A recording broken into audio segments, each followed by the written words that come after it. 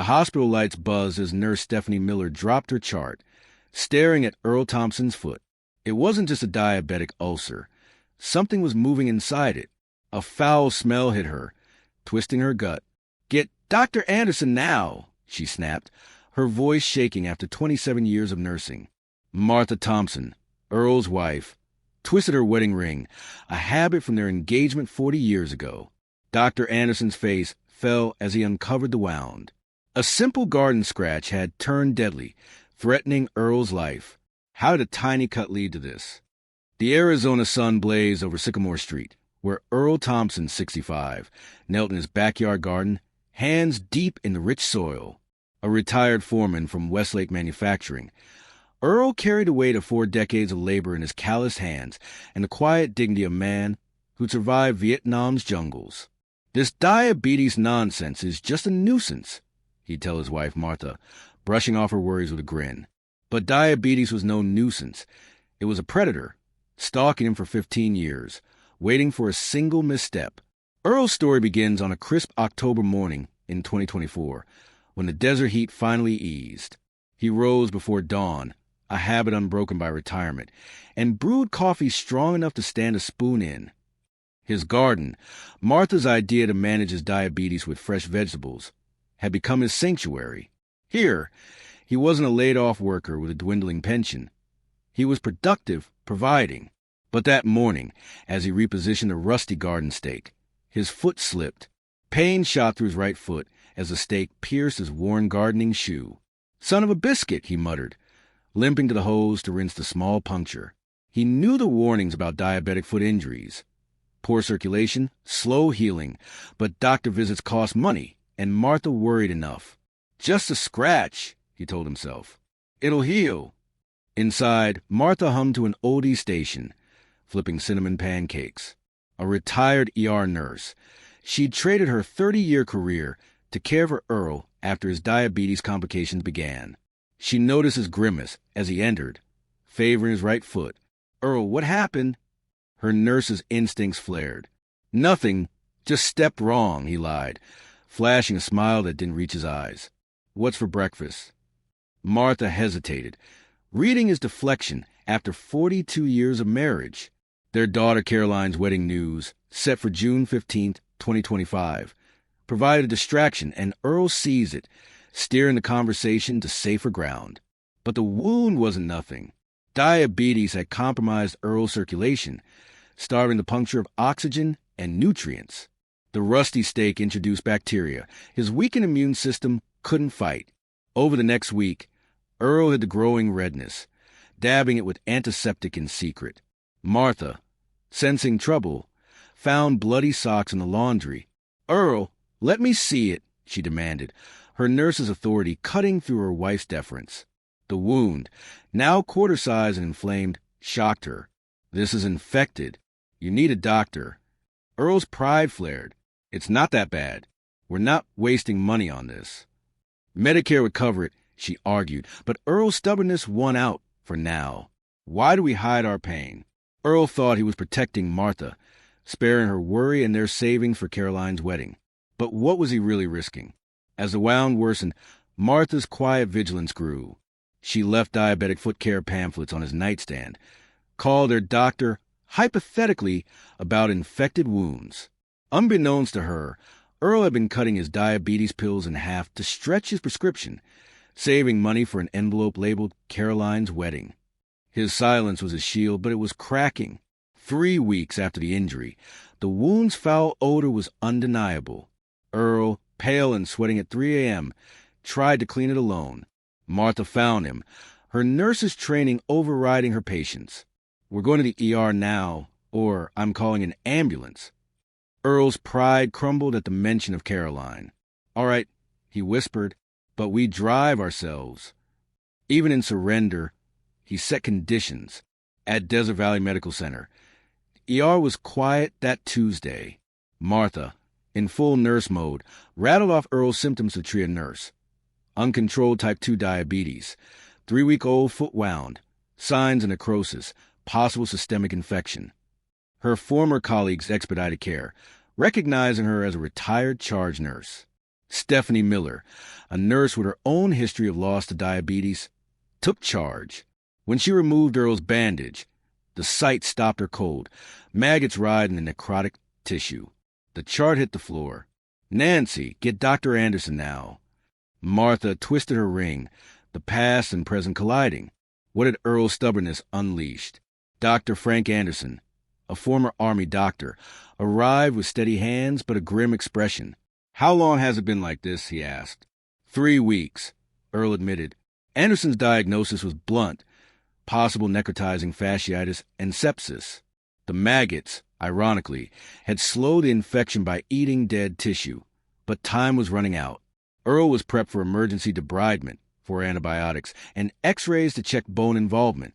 Martha stayed by his side, translating medical terms, her nurse's knowledge a lifeline in the chaos. Why do we wait until it's almost too late?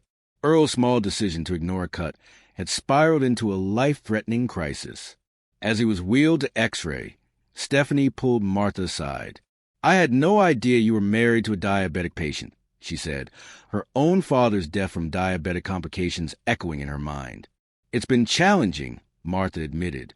Earl's pride makes him resist help. Stephanie nodded. "We see it all the time. They hide until it's nearly fatal." The x-rays confirmed osteomyelitis, bone infection, complicating the prognosis. Earl faced a stark question. "Am I going to lose my foot?" Anderson didn't sugarcoat it. "It's a possibility. The next 48 hours are critical." What price would Earl pay for his silence? Earl's first surgery was a battle against time. In the operating room, Dr. Anderson and his team worked meticulously, removing necrotic tissue and implanting antibiotic beads. Martha waited in the surgical lounge, a space she'd once commanded as a nurse, now reduced to a wife clutching a cold coffee. Caroline called from Chicago, her voice trembling. "Why didn't he tell anyone? Why didn't you make him go sooner?" Martha's answer was soft but honest. "You know your father, stubborn as the day is long." Caroline booked a flight, determined to be there by evening. The surgery revealed the infection's depth but spared Earl's foot, for now. Dr. Anderson emerged, surgical cap askew. "He's stable. We preserved the foot structure, but the bone infection is concerning. We'll need a second debridement tomorrow." Martha's nurse's mind cataloged the implications: prolonged antibiotics, hyperbaric oxygen therapy, potential amputation. The wife and her clung to hope. "What are his chances?" she asked. 50-50, Anderson replied. "His overall health is worse than we thought. His blood sugar has been uncontrolled for months." Stephanie, off-ship but lingering, shared a revelation. Earl's Medicare Part D coverage had lapsed 3 months ago. "He's been rationing his meds," she said, explaining the full-price pharmacy charges. Martha was stunned. Earl had handled the mail, hiding the renewal forms to shield her from financial strain. His pride, his need to provide, had led to this dangerous gamble. "I should have known," Martha whispered. Stephanie's hand rested on her arm. "You're his wife, not his doctor. Sometimes we're too close to see clearly." When Earl returned from recovery, pale and vulnerable in his hospital gown, Martha confronted him gently. "Why didn't you tell me about the insurance?" Shame crossed his face. "Didn't want you to worry." With Caroline's wedding and the house needing repairs, his voice trailed off. Martha's heart ached. "Your health isn't a burden, Earl. It's everything." Caroline's arrival brought tears and tense embraces. "Why didn't you call me?" she demanded. "We're not taking your money," Earl insisted, pride flaring despite his weakness. "A wedding isn't worth losing you," Caroline shot back. The next day, Dr. Patel, the infectious disease specialist, joined Anderson for the second debridement. The infection included MRSA, a resistant strain requiring aggressive antibiotics. Caroline's frustration boiled over. "You could lose your foot because of a scratch." Earl's apology was raw. "I thought I was protecting you. I made it worse." The family braced for another surgery, each member grappling with their role in Earl's crisis. Why do we let pride dictate our choices? Earl Small lied to himself that a cut would heal on its own had brought them to this precipice. The second surgery lasted longer than expected, raising fears of amputation. Martha and Caroline paced the waiting room, joined by Pastor Mike and church members offering support. When Anderson finally emerged, his news was cautiously optimistic. We didn't amputate. The hyperbaric treatment helped us target the infection more precisely, but the foot was compromised, the wound larger, the recovery longer. He'll need extensive care, Anderson warned. No weight-bearing for weeks. Martha nodded, already planning the home modifications, while Caroline vowed to stay, rearranging her life to support her father. A surprising pivot came midweek. Caroline announced she and Michael will hold a small wedding in the hospital chapel the following weekend, postponing the grand reception until Earl could dance.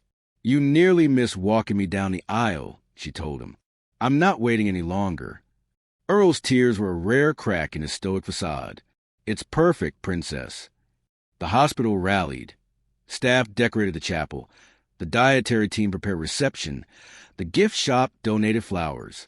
Stephanie swapped shifts to assist, her personal connection to Earl's case driving her beyond duty. What makes us rearrange our lives for those we love? Caroline's choice wasn't just about a wedding. It was about reclaiming time Earl's pride had nearly stolen. On the wedding day, Earl, dressed in a bow tie gifted by the nursing staff, navigated the chapel aisle with a walker, Caroline's arm steadying him. Each step was a triumph over pain and pride. The ceremony, intimate and tear-filled, culminated in a symbolic father-daughter dance, a gentle sway that spoke of resilience and love. But the exertion took its toll. By evening, Earl's temperature spiked, and the wound's drainage increased. Dr. Anderson postponed his hyperbaric treatment, ordering more antibiotics. "He pushed too hard," he told Martha. Earl, pale but unrepentant, whispered, "Worth every bit of pain." Had his moment of triumph endangered his recovery? Earl's setback post-wedding demanded a third surgery. Dr. Anderson warned, "The infection's flaring again. If this debridement doesn't work, we may need to amputate." Martha's tears fell privately in the chapel, where Stephanie found her. "It's okay to be scared," she said. "You don't have to be the strong one all the time." Martha nodded, her nurse's knowledge a curse as much as a comfort. "I've seen hundreds of cases like this. I know where it's heading." Stephanie's conviction steadied her. "Earl surprised us before. He'll do it again." The surgery, grueling and extended, spared Earl's foot. Anderson's skill, bolstered by hyperbaric therapy, isolated the infection spread. "He's a fighter," he told the family. "He told me he's got a reception to dance at in 6 months." The wound, now larger, required a vacuum-assisted closure system and weeks of no weight-bearing. Stephanie coordinated with the patient advocate, securing retroactive Medicare coverage and free diabetic supplies, easing the financial burden Earl had hidden. "This isn't charity," she told him. "It's what communities do." Earl's acceptance marked a seismic shift. He was done fighting alone. Recovery was grueling. Home modifications, a wheelchair ramp, grab bars, transformed their ranch house. Caroline and Michael stayed 2 months, working remotely, while church members delivered meals and mowed the lawn. Earl, once resistant, embraced his diabetes support group, sharing his story with raw honesty. "I nearly lost everything over a scratch," he told newcomers. "Don't make my mistake." His daily routine, glucose checks, medication adherence, foot inspections, became a lifeline, not a burden. Why does it take a crisis to change us? Earl's near loss forced him to redefine strength, not as independence, but as interdependence. 6 months later, at Caroline and Michael's formal reception, Earl stood with a cane, his scarred foot in an orthopedic shoe. The Willow Creek Gardens glowed under twinkling lights as he danced with Caroline, then Martha, each step a testament to his transformation. Stephanie, a guest now, shared a faded photo Earl had found, a 30-year-old snapshot of him with her father at a school event. "Your dad's death led me to nursing," she told him. "Your nursing saved my life," Earl replied. The circle closed, a poignant reminder of how loss and redemption intertwine. What do we carry from our hardest moments? Earl's journey wasn't just about saving his foot. It was about shedding pride, embracing vulnerability, and discovering the strength in community. His contract with himself, written in the hospital, became his North Star, daily foot checks, honest communication, accepting help. Martha, too, found her voice, balancing her nurse's instincts with her love for Earl. Caroline's wedding, moved to a hospital chapel, became a symbol of what matters most. Family, not perfection. Earl Thompson's story began with a small cut, a seemingly trivial injury that nearly cost him everything. A rusty garden stake, a moment of pride, a refusal to seek help spiraled into a life-threatening crisis. Yet from that darkness emerged a profound transformation. Earl, once defined by stoic independence, learned that true strength lies in vulnerability, in accepting the hands extended to lift you up. His journey, marked by a hospital wedding and a triumphant dance 6 months later, is a testament to resilience forged through adversity. Martha, Caroline, Stephanie, and Dr. Anderson weren't just bystanders. They were architects of Earl's second chance, each shaped by their own losses and loves. The community that rallied around them, from church members to former colleagues, reminds us that no one heals alone. Earl's foot bears scars, a permanent reminder of his battle, but his heart carries something greater. Wisdom to cherish life's fragile connections. What's the small cut in your life? The overlooked warning you dismissed to avoid burdening others? Earl's story challenges us to confront those quiet denials before they become crises. His transformation wasn't just medical, it was a redefinition of courage, from silent suffering to shared strength. As you reflect on his journey, ask yourself, what's one step you can take today to protect what matters most? Share your thoughts below, along with the city you're watching from. Your story might inspire someone to act before it's too late.